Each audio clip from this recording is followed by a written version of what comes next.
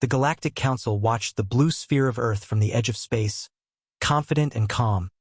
Their warships stretched out like a wall of cold metal in orbit, reflecting the light of distant stars. They believed this would be another easy victory, another world that would fall without resistance. Their commanders laughed inside the Golden Council war room, maps of Earth glowing across the massive hollow table, red lines marking the expected collapse time. Less than 6 hours, they said. That was all they believed it would take. 6 hours to break the defenses, crush the humans, raise their flag over the planet.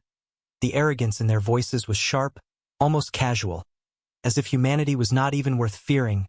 Fleets spread across the orbit like burning suns, their engines humming with power, weapons charged, missiles aligned, fighters ready to descend like a storm. News spread across the galaxy at lightning speed. Broadcasters on alien worlds reported it with excitement. Another primitive world about to be conquered. Another lesson to remind everyone that no one could stand against the Council. Their people cheered, traders celebrated early victory, warlords placed bets on how long Earth would last. No one believed this planet of noisy, reckless creatures would survive the night. But down below, under the calm blue skies, the story was different. The wind moved gently across cities and mountains.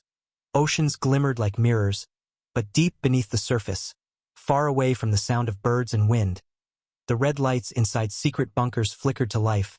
Buried under mountains, hidden inside the Earth, massive command centers came alive like a heartbeat. Walls of monitors flashed with warnings. Screens showed alien fleets moving into position. In the silence of those rooms, men and women in black uniforms stood at their stations. No panic, no shouting, just quiet breathing, sharp eyes, steady hands. These were the Watchers, the ones who had waited for this day for years. The invasion humanity always knew would come, and now, finally, it had begun. The Council thought they were the only ones watching, but humanity had been watching too. Hidden satellites with silent signals locked onto alien ships, underground networks connected like veins under a living body. Every move of the alien fleet was already mapped. Every change in their formation recorded. In one bunker under the Rockies, a single voice broke the silence, cold and clear. The clock has started. Those words moved like a ripple through 100 command centers around the world. The countdown wasn't theirs anymore. It belonged to humanity now. In the Council war room, the alien commanders raised their glasses of silver wine, celebrating before the first shot. Their supreme general, tall and wrapped in gold armor, stood near the giant hollow window that showed Earth. His voice was smooth and confident as he spoke to the galaxy through the broadcast channels. "This planet will fall before your sun sets," he said. "They will kneel like all the others." Billions of alien viewers cheered across countless worlds. But none of them knew what was hidden under Earth's skin. None of them had seen the black tunnels under the ice, the frozen silos beneath the oceans, the dark fleets waiting in silence beyond the reach of ordinary eyes. Above the Pacific, alien carriers moved into lower orbit, releasing waves of drones like a cloud of metal locusts. Their scanners swept over cities, farms, deserts, and forests, expecting to see panic, screaming crowds, government broadcasts begging for mercy.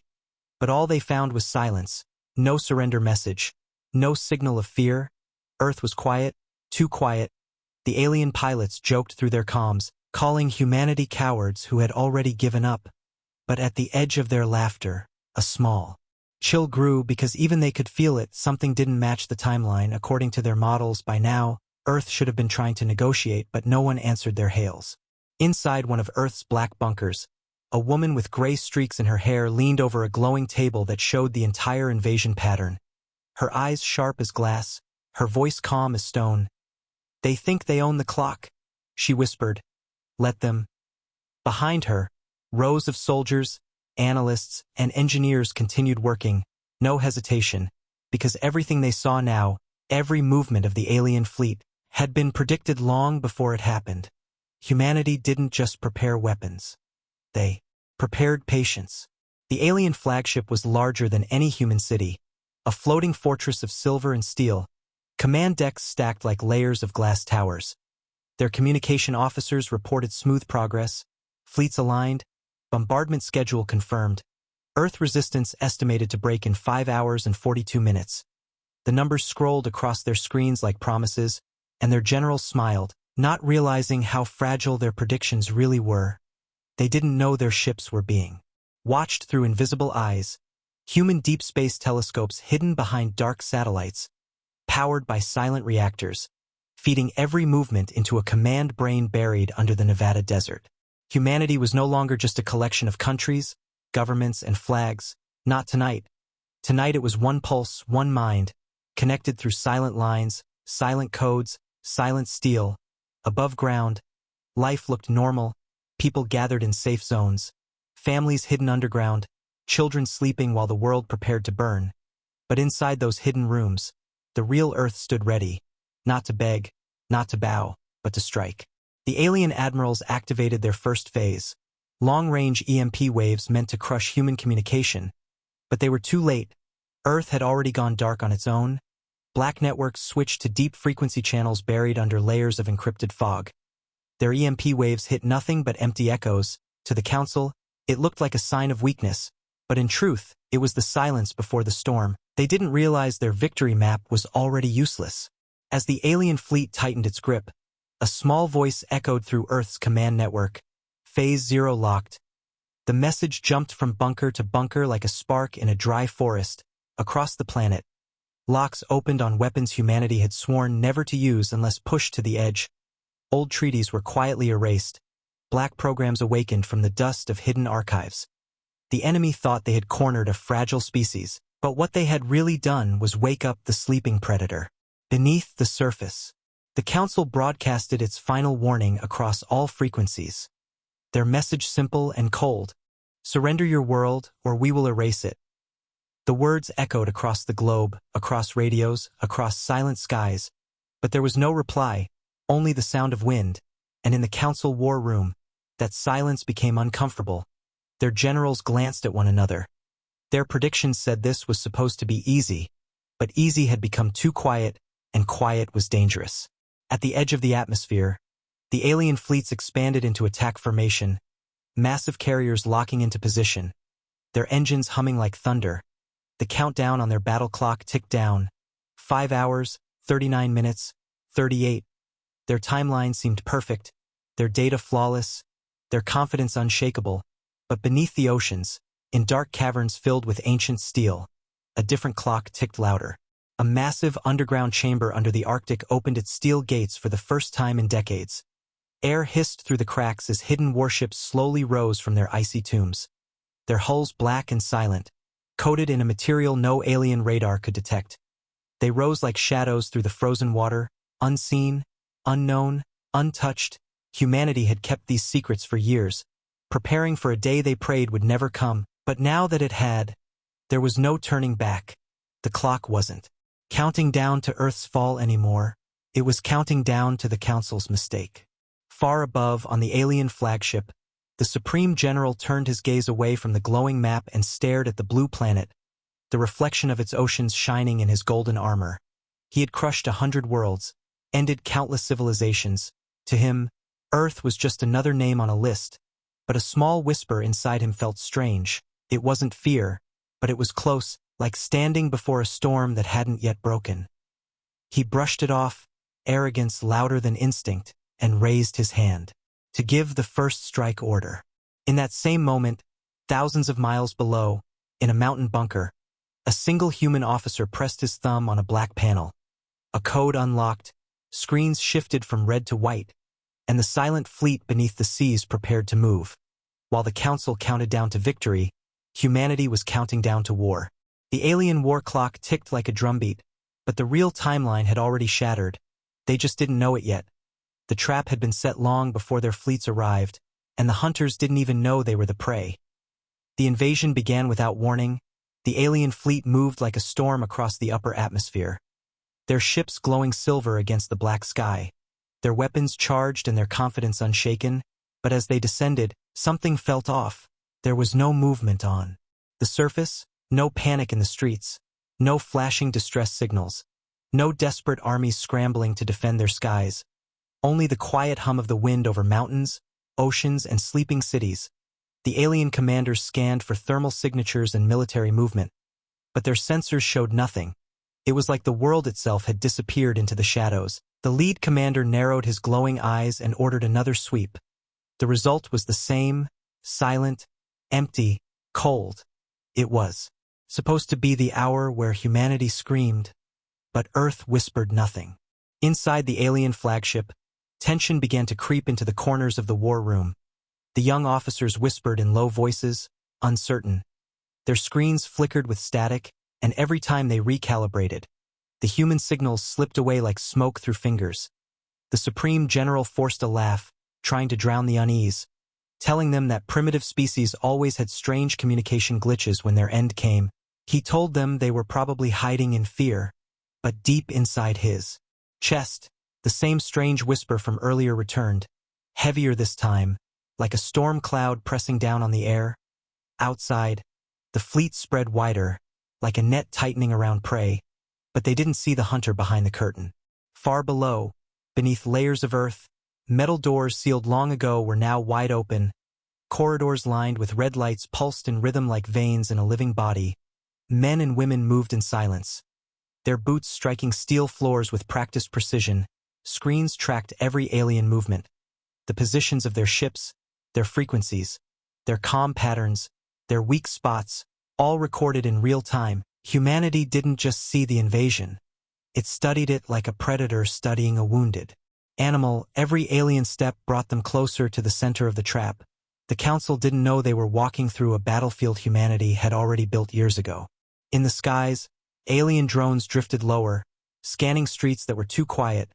Their thermal sensors struggled to find even a trace of human life. No active military convoys, no tanks, no jets, no bases broadcasting emergency codes. Their commanders grew irritated, calling the humans cowards, claiming they had fled underground. But their arrogance blinded them, because what they called fear was actually strategy. Humanity had erased its noise, cut off its visible pulse, and now the alien fleet was floating in a dark ocean, blind to what swam beneath. A young alien lieutenant leaned toward his screen, confusion tightening his scaled brow. The human cities were dark, but every so often, a flicker of light appeared on the edge of his display. Brief, sharp, too fast to be natural, like something moving in shadows. He reported it to his commander, but the older officer brushed him off with a sneer, calling it atmospheric interference, telling him that humans couldn't hide anything from Council technology. But in a bunker far below the Rocky Mountains, a man in a black uniform smiled faintly as he watched their scans bounce uselessly against the invisible wall humanity had built. They had expected to hunt, not to be hunted. The alien general gave the order to push deeper, drop closer. Their destroyers glided like silent predators above cities, but humanity's silence was not weakness. It was patience. In the hidden command room, operators whispered codes into encrypted lines, stealth satellites aligned. Underground ports opened one by one. No sound, no light, nothing visible from above, only a storm gathering beneath the surface. On the alien flagship, the general leaned closer to the planet, his voice sharp. Begin transmission. Their broadcast boomed through the skies, a warning to surrender, threatening to erase the planet in 3 hours. The message echoed across every frequency, bouncing against oceans and mountains, but Earth didn't reply. It remained silent, colder than before, a silence that felt alive. Across alien ships, static began to crawl into their communications, a low hum at first, then sharper, louder. The navigation teams reported signal distortions, their star maps flashing strange errors. Some ships reported losing sync with the fleet, others claimed their coordinates were being scrambled. The Council engineers dismissed it as human interference, but no one could explain how such a primitive world could touch their encrypted systems. Inside human bunkers, engineers watched these malfunctions like chess players watching the first piece fall. Every glitch, every error, every flicker was planned. Nothing was random. The alien war clock ticked down mercilessly, their timeline still read hours to victory. But small cracks were spreading across their perfect plan. The admiral of the Southern Fleet noticed something chilling. Their sensors showed hundreds of small energy spikes across the oceans, too faint to be ships, too organized to be natural.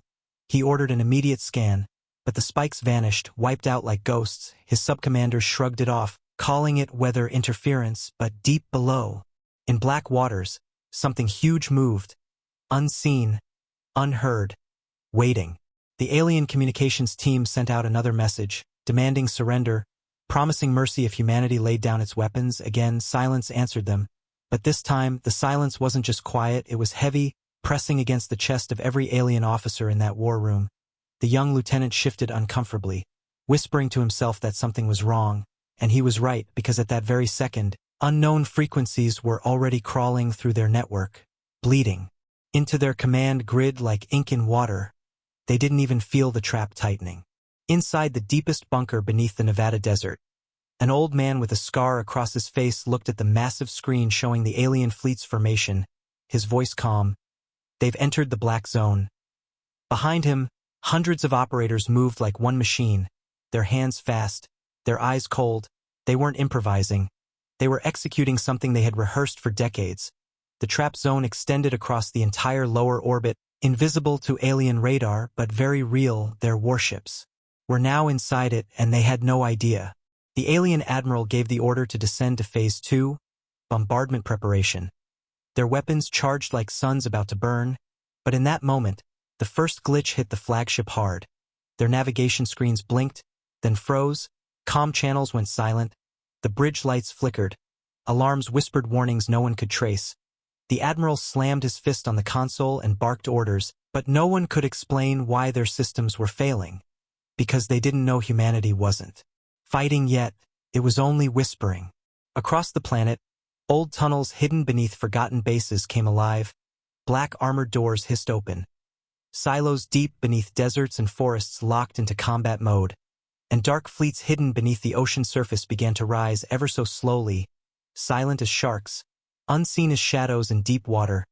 Humanity had spent decades being underestimated, and this silence was their most dangerous weapon, while the alien fleet floated above, laughing at what they believed was an easy conquest.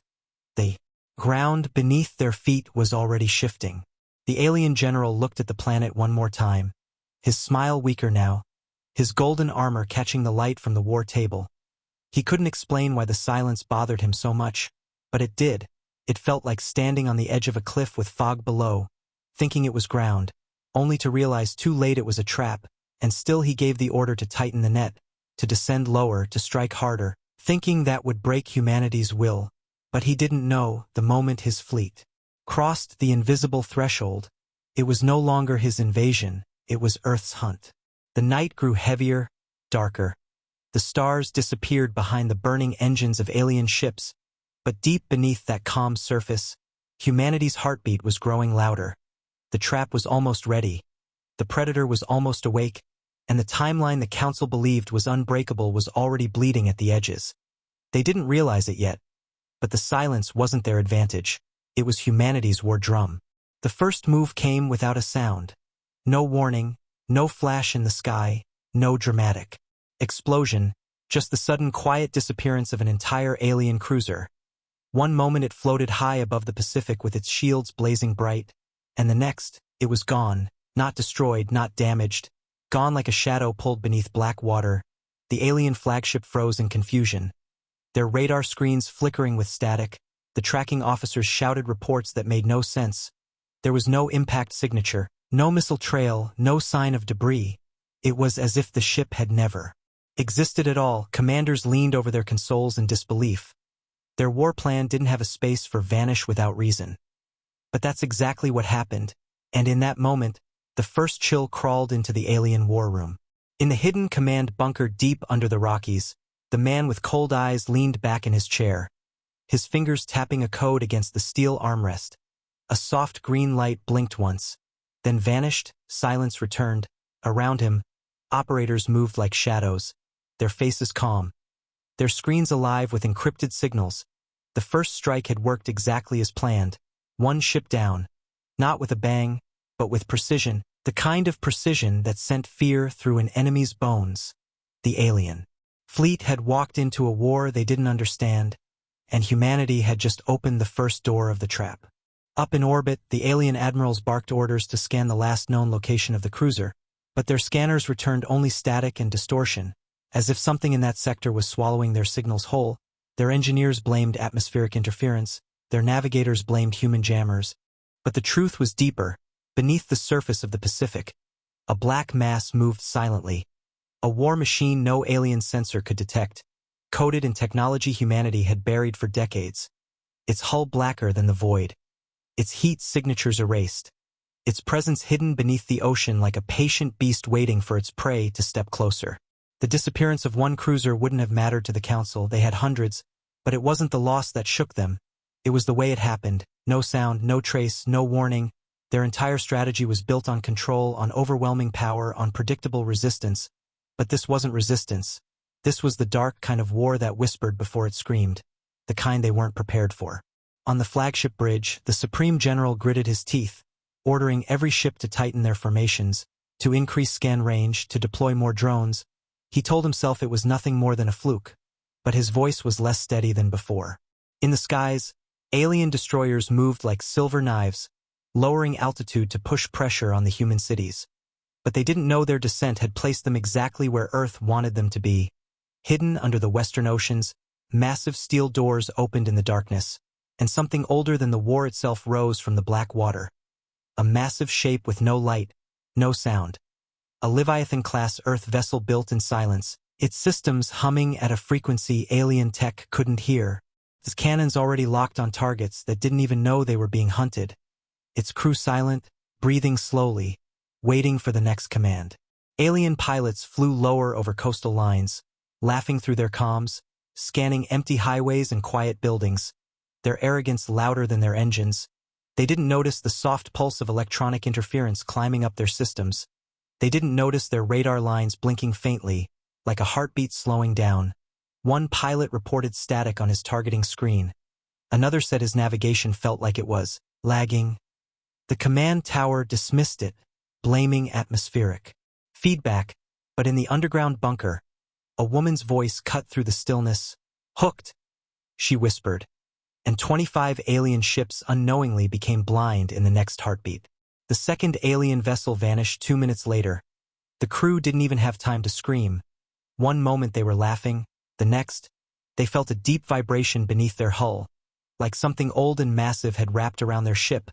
Then the lights went black, systems died, comms fell silent, and the ship simply dropped out of the sky, dragged into the ocean without a single trace, like it had been swallowed whole. The alien war room erupted in alarm, officers yelling across consoles, fleet formations breaking slightly as panic cracked through their confidence.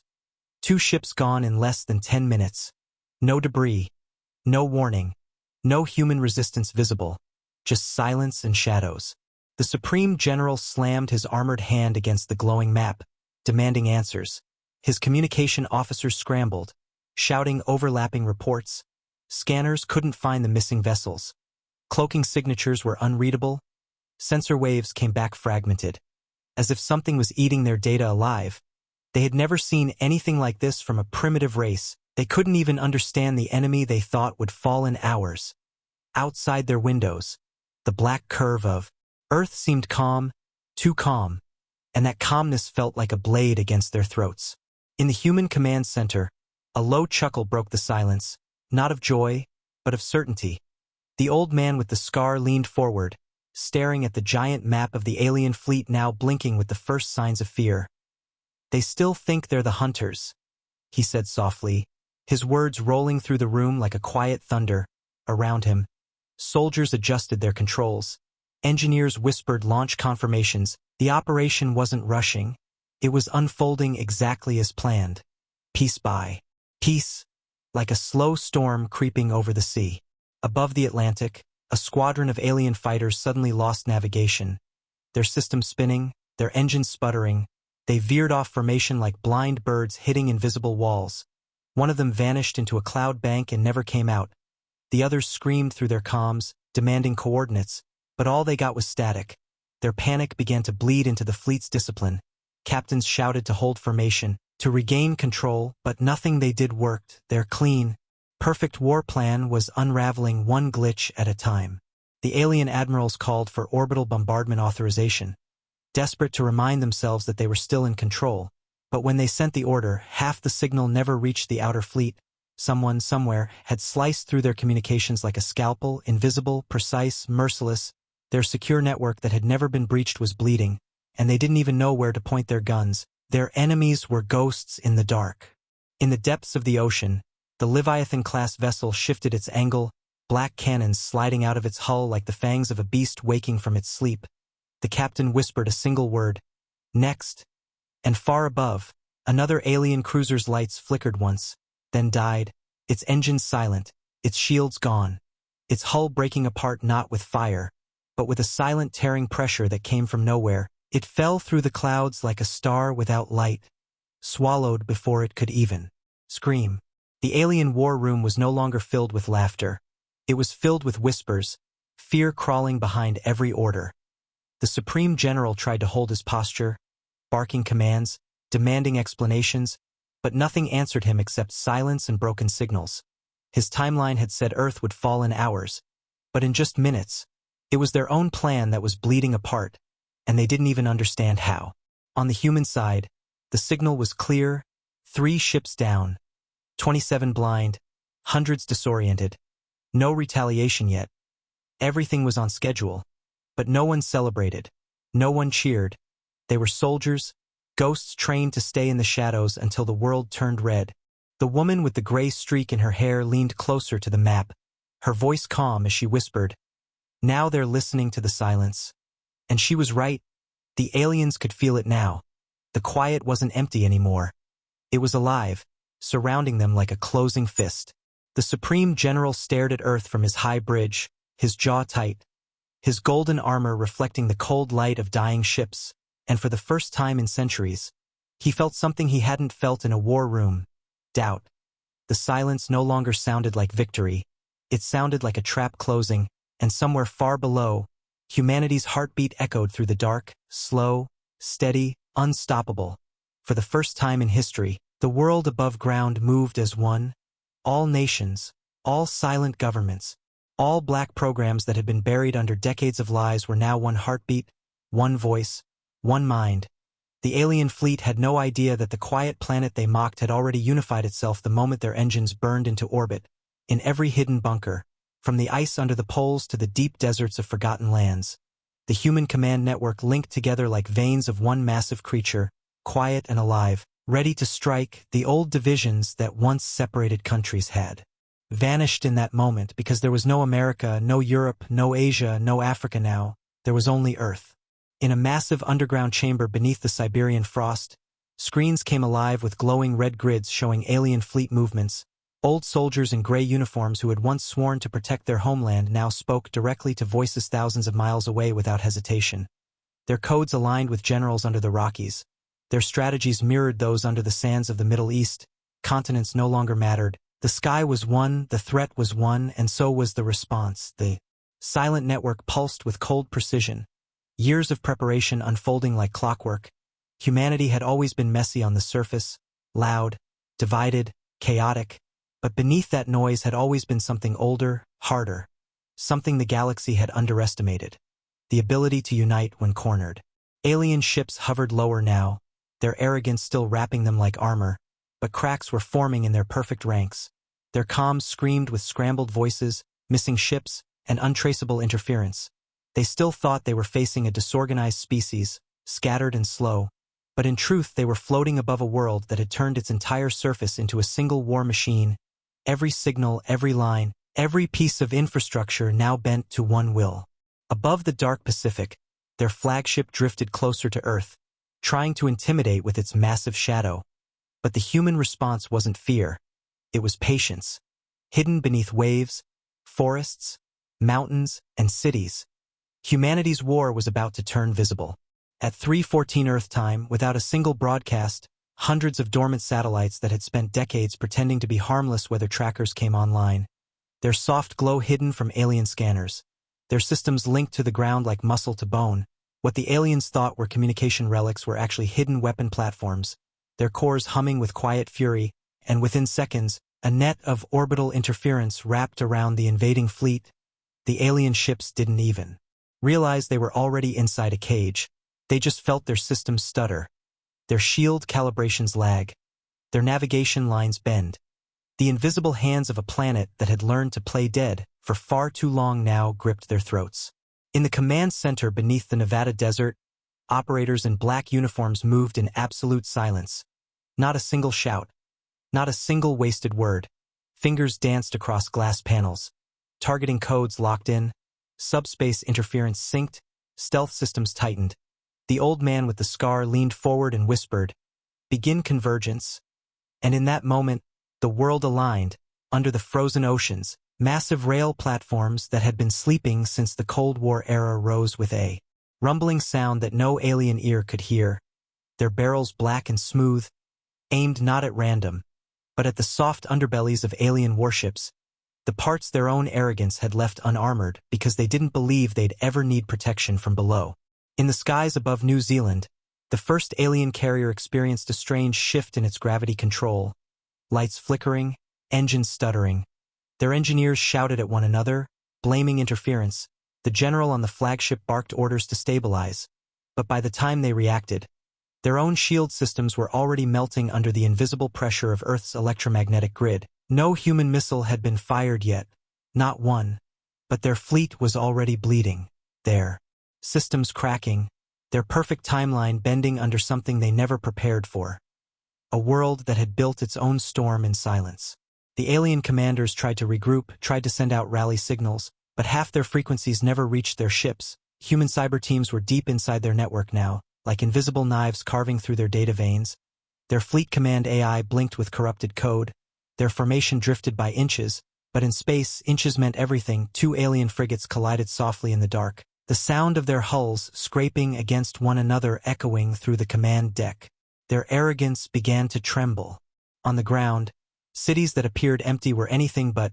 Beneath the quiet streets of Berlin, Cairo, New Delhi, and Rio, launch silos hidden for generations came to life. Massive steel gates sliding open without a sound, black warheads rising not to fire blindly but to connect with the orbital net above. Everything was synchronized to a level no alien could comprehend. Not because humanity had the best technology, but because it had the oldest, most dangerous weapon, the collective will to survive.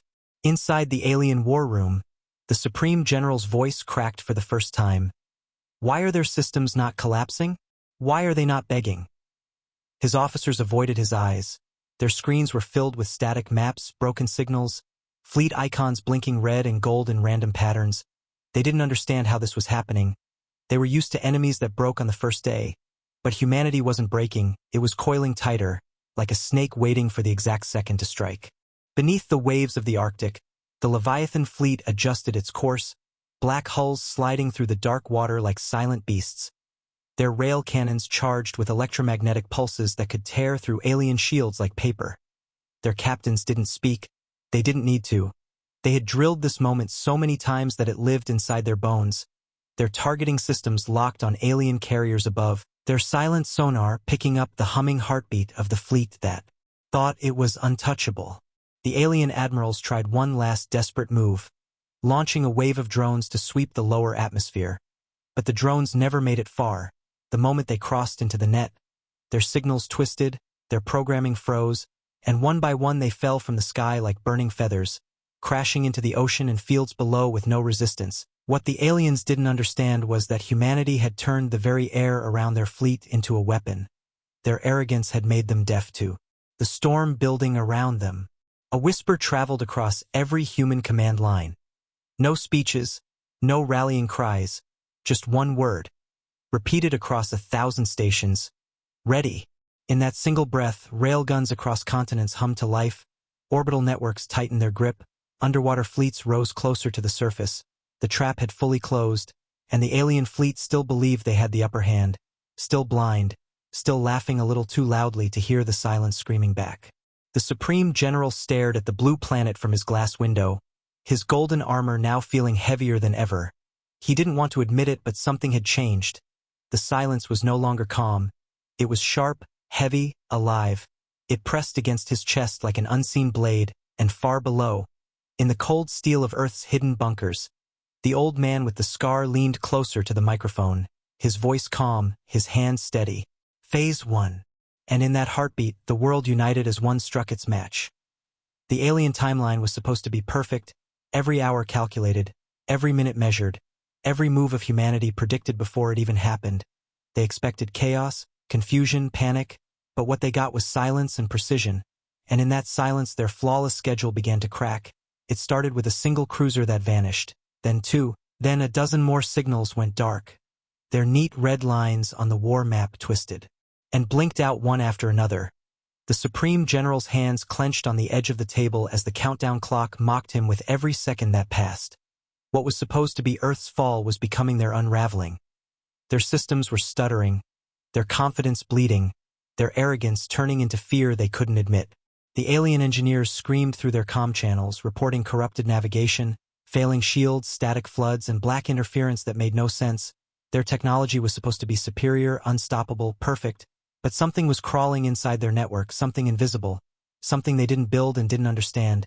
Every attempt to fix it made it worse. Every new code they sent out got tangled like flies in a web they couldn't see, and still humanity hadn't fired its full strike.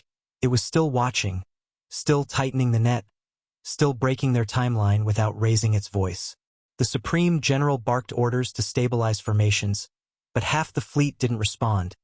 Their comms shattered into static, their formations floated unevenly. Their perfectly drilled fleet discipline was gone. What was once an unbreakable war machine was now a scattered storm. Some ships colliding, some drifting off course, some going completely dark. Panic grew behind the golden masks of their officers. They whispered to each other that this wasn't how invasions went. This wasn't how war worked. Primitive species were supposed to fall, not make entire fleets disappear like ghosts in the fog. Far below, in the bunkers beneath Nevada, operators stared at the alien fleet map like hunters watching a wounded animal stumble deeper into the trap. Their screens glowed with red signatures blinking out one by one. The woman with the gray streak in her hair leaned forward, her voice low and cold. "Now they feel it?"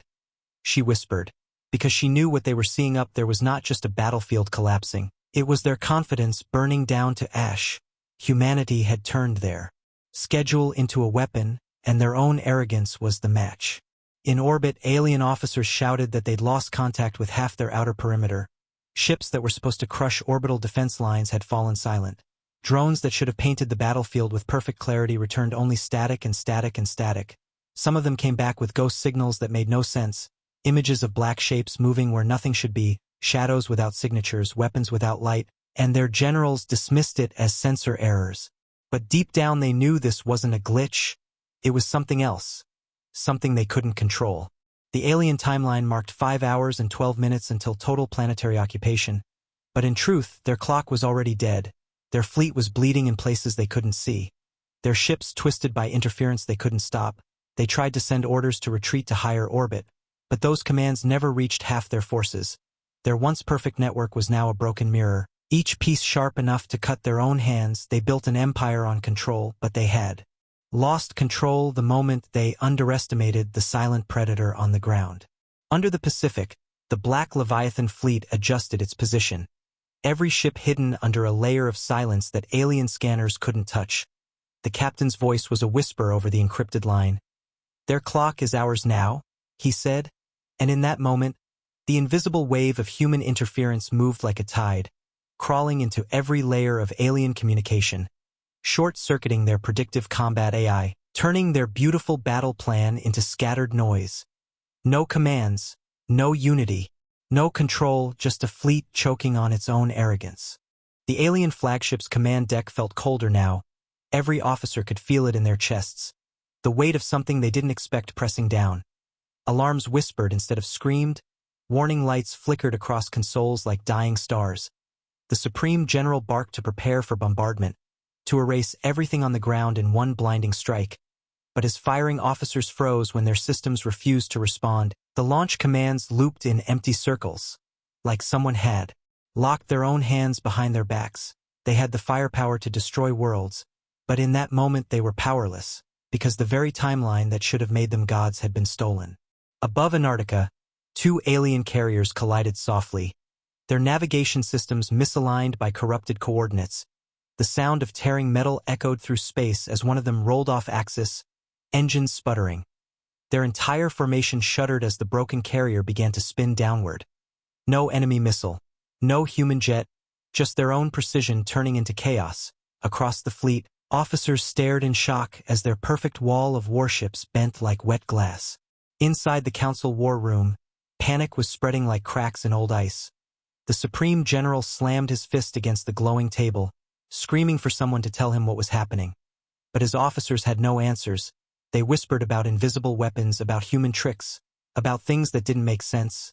He yelled that humans were primitives, that this was impossible, but every broken signal, every missing ship, every flickering light whispered the same truth back at him. They were losing control. Down below, the human network tightened, orbital jammers moved in perfect rhythm. Rail platforms locked silently on their targets, global command channels echoed with quiet confirmations, and the old man with the scar raised his eyes to the massive map. Every blink of red in the alien fleet was another broken piece of their power, and his voice cut through the silence like steel. Phase 2. The alien admirals felt the shift before they saw it. A wave of invisible pressure spread across their fleet. Systems buckled, lights flickered, power grids screamed under interference they couldn't trace. Navigation AI died in seconds. Their entire clock fell apart. What was supposed to be a clean, short war had turned into a nightmare without gunfire. Without open war, humanity had turned their timeline into a grave. The Supreme General stared at the blue planet through the wide glass of his command bridge, and for the first time since the invasion began, he understood what was happening. The silence wasn't weakness, it wasn't retreat. It was the sound of a trap that had already closed, and his fleet wasn't invading anymore. It was sinking slowly, like prey caught in the jaws of a predator it never saw coming. Humanity had waited for this moment in silence, and when it struck like thunder tearing. Through calm skies, beneath the oceans, the black Leviathan fleet rose like shadows breaking the surface, massive hulls of matte black steel pushing through the waves without sound. Hundreds of meters long, bristling with hidden rail cannons and missile bays that slid open like the jaws of beasts. Their surfaces reflected nothing, absorbing every bit of light, as if the ocean itself had given birth to them. Alien ships above never saw them coming, their scanners blind to the cold precision. Rising beneath them, this wasn't a desperate defense. This was a hunt, a carefully built, decades-old ambush coming to life. The first volley came without a warning. No bright trails, no screaming alarms, just sudden silence followed by impact. An alien destroyer orbiting over the Pacific trembled once and then split clean through the middle. Its hull folding in on itself as hypervelocity slugs tore through its spine faster than the crew could even register. The explosion lit the night sky like a small sun. A wave of panic ripped through alien comms. The fleet's formation shattered further as hundreds of sensors screamed nonsense. They didn't even know what hit them. They searched for human ships in the air, in the sky, but the danger came from below. In the hidden bunker beneath Nevada, the old man with the scar leaned forward, his hand hovering over the control console like a conductor before a symphony. His voice was cold and calm. Execute all strike lines. And in that instant, the world answered. Hidden silos opened from Greenland to Chile, from the Arctic ice to the African plains. Their payloads were not traditional warheads but electromagnetic rail platforms launching steel slugs at unimaginable speeds. Invisible to most scanners, unstoppable once fired, the alien fleet didn't even have time to raise their shields before the second wave slammed into their carriers. Ripping through their underbellies where their armor was weakest, ships that once looked untouchable now burned like paper in a storm.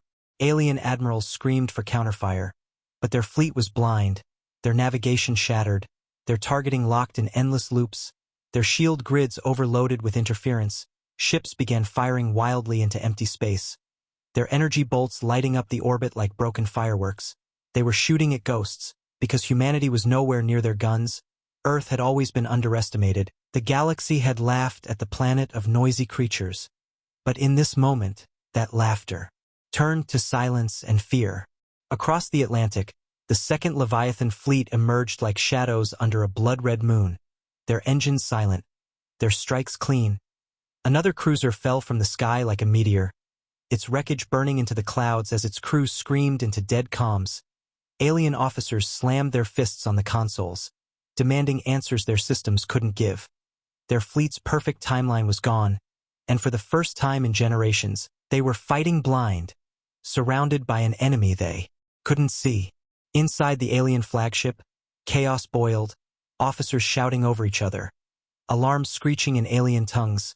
The Supreme General barked for firing coordinates, but every screen around him flickered between static and red warnings. He slammed his fist against the control panel, but nothing changed. The flagship's AI sputtered and died, its predictive system overloaded by an enemy it couldn't calculate. For centuries, they had won wars because they were always ahead of their enemies, but now humanity was ahead of them, silent and merciless. Under the ice near Antarctica, rail batteries fired in perfect unison. The shock wave of the launch rippled through the frozen water like a heartbeat. More alien ships shattered, their burning pieces lighting up the sky. The fleet that once surrounded Earth like a cage was breaking apart piece by piece. Their tight net now a scattered storm of fire and confusion. On the ground, human command centers didn't cheer, didn't celebrate. They moved like a machine that had waited its whole life for this exact moment. The strike wasn't fueled by rage. It was fueled by calculation. The alien fleet tried to retreat upward into higher orbit, but the moment they climbed, Earth's orbital network woke up. Thousands of satellites disguised as harmless pieces of junk came online, revealing hidden coil guns and pulse jammers. They formed a silent ring of steel around the planet, their positioning perfect, their targeting flawless. A single wave of kinetic fire ripped through the retreating fleet like a spear through glass. Ships that had stood untouched for centuries now cracked. Open like eggshells, the galaxy had never seen a world fight like this. On the human side, the woman with the gray streak in her hair stood before the glowing map as the alien fleet blinked out piece by piece. Her voice was steady, calm. "No one escapes," she said, and new coordinates flashed across the network. Sea fleets moved, orbital batteries repositioned, ground cannons reloaded. There was no pause, no mercy, no break in the rhythm. It was a storm without an eye, one wave after another, hitting without a sound. The Supreme General watched from the flagship as his proud armada fell apart in front of his eyes. The same fleet that had conquered dozens of worlds. The same fleet that was supposed to erase Earth in 6 hours, burning in fragments over the blue planet like dying embers. His officers begged to withdraw, to retreat, to save what was left. But even retreat was no longer their decision. Human interference had locked their jump coordinates, scrambled their warp systems. They were trapped in the same orbit they thought they controlled. Alien soldiers shouted over their comms, trying to regroup, but every order they gave was met with silence or static. They couldn't find their allies. Their captains were dead, their navigators blind, their generals lost, and in the dark void between stars and sea, humanity moved like smoke, striking from below, vanishing, striking again. A storm they couldn't touch. Under the Pacific, the Leviathan flagship emerged fully for the first time. A black steel beast gliding through the waves like death itself. Its massive rail cannons turned toward the alien flagship hanging above, its targeting systems already locked, its captain staring at the glowing red silhouette on his display. No one in that control room needed to speak. The war had already chosen its victor. Humanity was no longer defending. It was dominating. The Supreme General staggered on his bridge as the flagship trembled under the impact of another strike. Walls shaking, alarms screaming. The great banner of the Galactic Council fluttered under broken air filters, and for the first time in his long career, he saw something he had never seen before. Fear in the eyes of his own officers. They had always believed they were invincible, untouchable, gods of war, but tonight, before Earth, they were prey. Across the sky, one last coordinated volley ripped through the fleet. A chain of explosions lighting the horizon. Alien ships fell like burning stars. Their light scattered across the clouds. The blue planet they thought they would conquer watched in silence. No begging, no speeches, just the quiet fury of a world that had been underestimated one time too many. And in that silence, the galaxy's greatest armada crumbled. In the human command bunker, the old man with the scar finally exhaled, his voice like steel cutting through the room, timeline restored. And every operator around him nodded once, because they all knew the truth. This was not just a victory. It was a message. Humanity had shattered their timeline, and now, the galaxy would never forget the night Earth roared without making a sound. The alien flagship drifted through the broken remains of its once great fleet, its golden hull scorched and cracked, engines coughing smoke into the black sky above Earth. The Supreme General stood at the shattered glass of his command bridge and stared down at the blue planet below, his chest tight with the weight of something he had never felt before. The silence wasn't victory anymore. It was a storm pressing against the ribs of every alien soldier still alive. Ships that had once stood proud in orbit now hung like burned metal skeletons, some still flickering, some spinning slowly into the void. The mighty Council fleet that had promised a 6-hour conquest was gone, erased in a single night. Humanity didn't cheer, didn't sing, didn't rise in noisy celebration. It moved in silence like it had from the beginning. Its fleet stayed hidden beneath the black ocean, its orbital network still humming like a blade in the dark. Their war wasn't about pride or glory. It was about survival, cold and sharp. In the command bunker deep beneath the Rockies, the old man with the scar leaned on the steel table, his hands calm, his voice low. "Do not broadcast," he said, because humanity didn't need to boast, it needed to be remembered. On the alien flagship, the Supreme General's officers were whispering, voices cracked with fear, their heads turning in every direction. Their systems were dead, their comm lines drowned in silence, their retreat routes locked by human interference they still couldn't undo, their navigators shaking as they stared at empty star maps. They were not conquerors anymore. They were stranded invaders in a cage they never saw closing. Some still tried to send distress signals to Council Command Light, years away, but the human blackout field smothered every pulse before it could leave orbit. Earth wasn't just defending itself. It had erased them from the galaxy's map. Beneath the waves, the Leviathan fleet held its position like patient predators, not rushing forward, not firing more than needed. Their guns stayed trained on what was left of the alien flagship, the water around them cold and still, every crew member silent as they waited for the final command. No celebration, no cheers, just the calm of soldiers who had done what they had trained for all their lives. On their command deck, the captain's eyes narrowed, his finger hovering over a single confirmation key that would decide the fate of the last alien ship still in orbit. The Supreme General fell to his knees, his golden armor dented and cracked, the weight of his empire pressing against his back.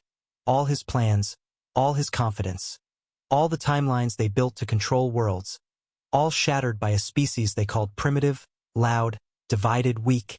And yet here he was, kneeling beneath the silent gaze of a world that had outplayed an empire without speaking a single word. His officers didn't look like warriors anymore.